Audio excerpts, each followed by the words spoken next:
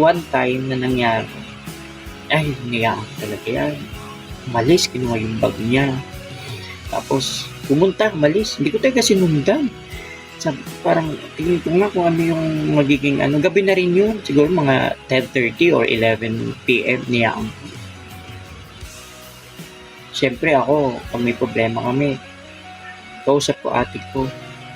Siyempre, kinuwento ko kay ate ko, mag-isip mo, ganyan. Ayoko muna sundan kasi baka nasanay na siya na pag nag-aaway kami, lagi na lang ako nangaamo. Lagi na ko na lang siya sinusundan, ganyan. So maya-maya bumalik. Dala yung bag niya.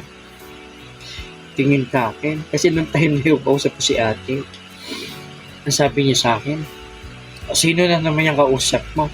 Umalis lang ako sandali. Sabi niya. Pero dala niya yung bag niya. Sabi ko, si ate yan. Usap ko.